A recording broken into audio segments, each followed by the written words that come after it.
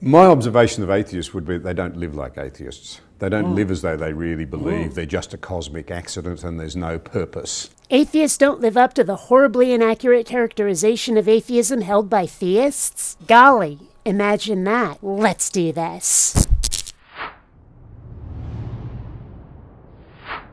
Greetings, fellow space travelers, BionicDance here. I don't know who the other dude is, but he and this Jordan Peterson joker, who seems so popular lately, are gonna have a brief session of patting themselves on the back for saying how lame and disingenuous atheists are, all the while getting completely wrong what atheism actually is. Well, most of them, the best of them, I have a lot of respect for the atheists generally, because they've generally thought a lot more about the situation and struggled with it more than the complacent fundamentalists, who wallpaper over their doubts with overstatements about their beliefs. I've left that bit in to give credit where credit is due in the name of integrity, but it's about the last place that'll be necessary.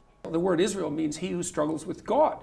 It's like, well, it's not obvious that it's not the atheists, they're struggling away. It's like they're obsessed with it even. And so they have God more on their mind than the typical person who's a believer. No. Most atheists I know would cheerfully leave the notion of God and religion behind. It's the theists, and their apparent need to own the earth, that make atheists come out of the woodwork. It's not that atheists have God on the brain. It's that, for a very long time, religion has dominated this planet, treated atheists like outcasts, and theists are now actually starting to feel their hold slipping, their influence dwindling. It seems like atheists are obsessed, but that's what it always seems like when something gains prominence for the first time.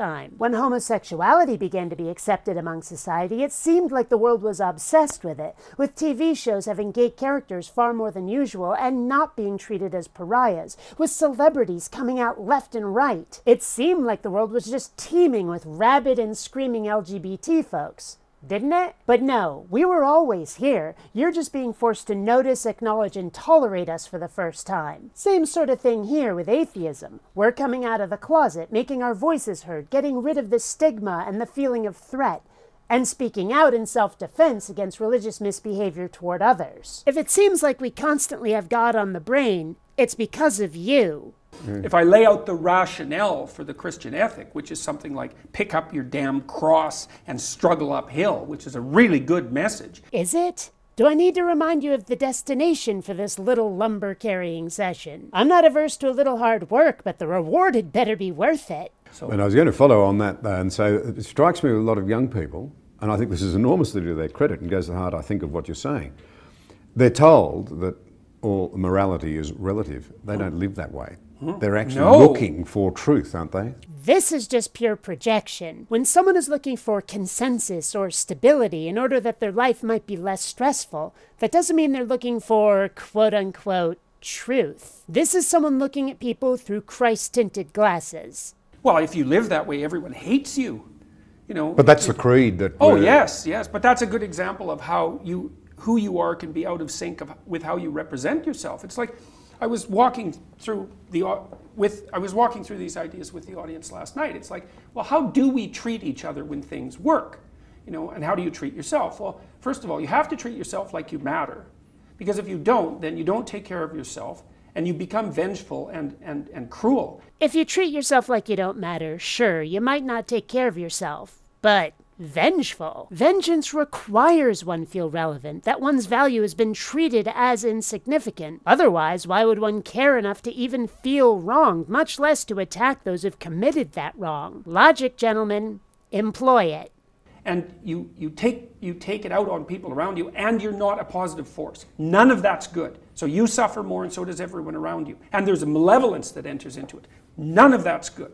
Fine. If you think you don't matter, if you think nobody else matters, you might start acting in a way that makes others think you're a bit of a dick. But it wouldn't be vengeance. It might not even be deliberate cruelty. To someone who thinks caring is irrelevant because there is no value, then what, to them, is a little pruning of the tree here and there? And so you watch the people around you who thrive, regardless of what they say. They act out the proposition that everyone matters. And then you have a functional society. And I think, okay, well, if when you act out the proposition that everyone matters, you have a functional society, maybe that's evidence that that proposition is true.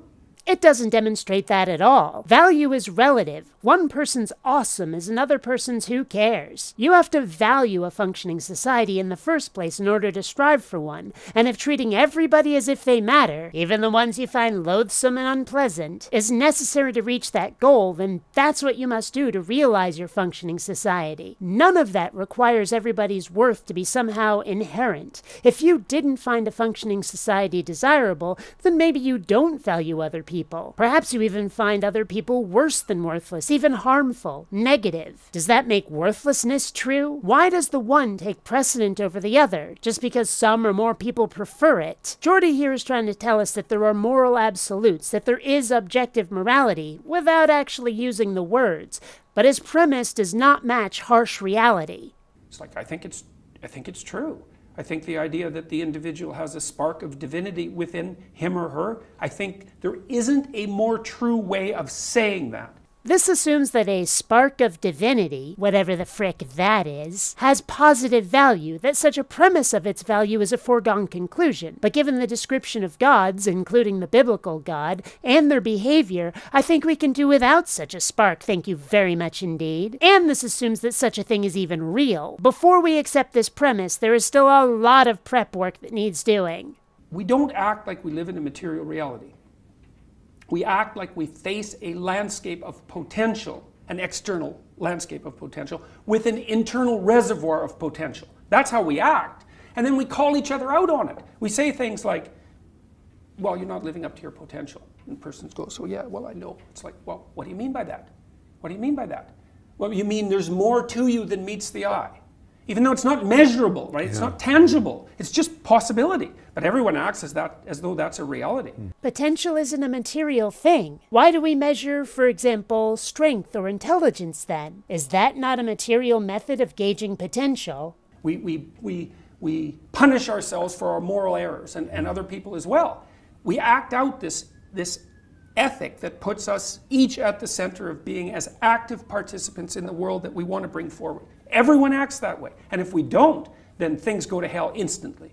So it's like, well, what do we believe? I'll tell you what we don't have to believe. We don't have to believe in the existence of a God. Not one scrap of what he said requires religion, and this is just trying to steal credit for entirely secular human nature. If behaving a certain way makes life less pleasant, chances are good we're gonna knock it off, or make sure others stop peeing in our Cheerios. No God required. Because that's all morality really is, a kind of mutual agreement, spoken or unspoken, to keep life worth living by not being jerks. And maybe we don't all agree on what worse or better is, but thankfully there's a lot of overlap regardless. But as much as we seek moral truths, the evidence shows that we're all just playing a big old game of ethical improv, making it up as we go. Clearly, to some people that's kind of scary, and religious claims of certainty on the matter must be comforting. But religious morals often make life significantly less pleasant, thus being, at least to many, actually immoral. And those views often come as a result of the belief that there is no God, or a different God, further making those other theistic values seem invalid. So tell me again how we're all carrying this spark of divinity and not acting as if we live in a material world. Go on. I'll wait. This is the argument I've had with people like Sam Harris, the atheist types. It's like, yeah, you think you're atheist, man. It's like, you're Christian, Judeo-Christian, let's say, to the core. You just don't understand it. You just don't realize it. And this assumes that the Abrahamic religion is true and that it came first. It is, like the title says, stealing credit for basic human nature. I challenge anybody to show how moral behavior requires a God, how we couldn't have arrived at these values on our own, that a God did write it down for us, that holy texts are not human works. I dare you. I double dog dare you. Until next time, fellow space travelers, this is BionicDance saying don't run on automatic. Instead, please think.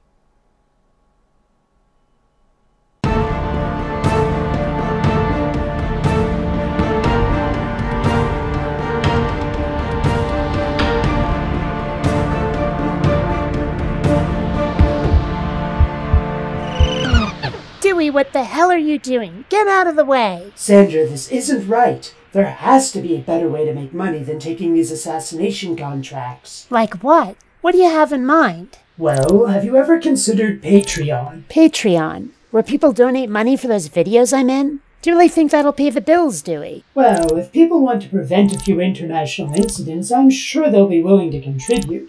After all, what's $1 or $2 per video to forestall the occasional war, right? Well, I suppose I could give it a try. You'd better be right about this. Come on, Sandra, let's go home.